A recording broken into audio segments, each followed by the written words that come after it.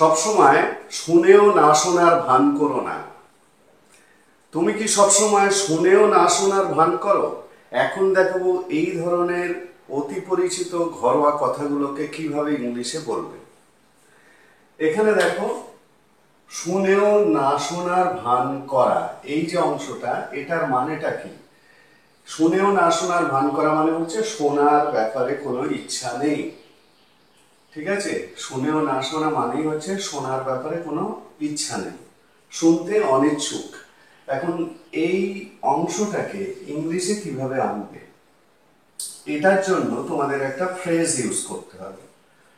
সেই ফ্রেজটা হলো, ফ্রেজটাকে আমি সেন্টেন্সের আকারে দেখাই, মানে সেন্টেন্সের মধ্যে দেখাই। প্রথমে সাবজেক্ট যেরকম বসায়, তারপরে এই ফ্রেজটাকে ইউজ করতে হবে, turn a deaf, turn a deaf ইয়ার, এই ফ্রেজটাকে ইউজ করতে হবে। ঠিক আছে, তার মানে সাবজেক্ট, তারপরে টার্ন এ ডেফ ইয়ার।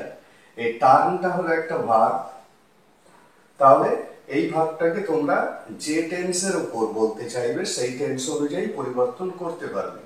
ঠিক আছে, টার্ন, টার্নস, টার্নিং, টার্নড, এরকম ভাবে চেঞ্জ করতে পারবে যে টেন্সের উপর বলতে চাইবে।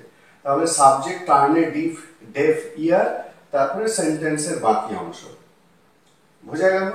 তাহলে এইভাবে এই সেন্টেন্স গুলো যদি আমি করি, ও আমার অনুরোধ শুনেও না শোনার ভান করলো, এটা সিম্পল পাস্টে আছে, তাহলে কি হবে? টার্নটা টার্নড হয়ে যাবে, হি টার্নড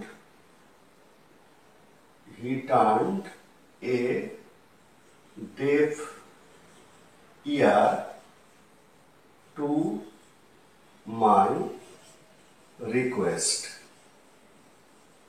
বোঝা গেল? He turned a deaf ear to my request. পরেরটা শুনেও না শোনার ভান করো না, কাউকে অ্যাডভাইস দেওয়া হচ্ছে, তাহলে don't turn a deaf ear, don't turn a deaf ear. পরেরটা, তুমি কি সবসময় শুনেও না শোনার ভান করো? কাউকে জিজ্ঞাসা করা হচ্ছে, তোমাকে বা তোমাদের জিজ্ঞাসা করা হচ্ছে, তাহলে do you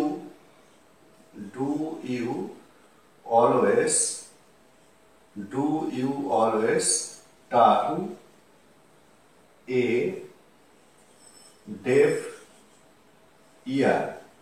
Do you turn a deaf ear? Do you always turn a deaf ear? Do you always turn a deaf ear? পরেরটাও শুনেও না শোনার ভান করে, এটা সিম্পল প্রেজেন্ট, এটা যেমন সিম্পল পাস্টে ছিল, এটা সিম্পল প্রেজেন্ট। তাহলে হি টার্নস এ ডেফ ইয়ার, হি টার্নস এ ডেফ ইয়ার। বোঝা গেল? এরপরে সেন্টেন্সটাকে তোমরা যদি বাড়াতে চাও, বাড়ানো অংশটা এইখানে জুড়বে। ঠিক আছে, তাহলে এই যে কথাগুলো এখানে দেখালাম, কথাগুলো খুবই পরিচিত কথা, খুবই প্র্যাকটিক্যাল, সবসময় বলা হয়, তোমরা সবাই সবসময় বলো। তো এই কথাগুলোকে ইংলিশে বলতে গেলে টার্ন এ ডেফ ইয়ার, এই ফ্রেজটাকে ইউজ করতে হবে। তাহলে এখন থেকে এই ধরনের বাক্যগুলোকে তোমরা এই রকম ভাবে ইংলিশে বলবে।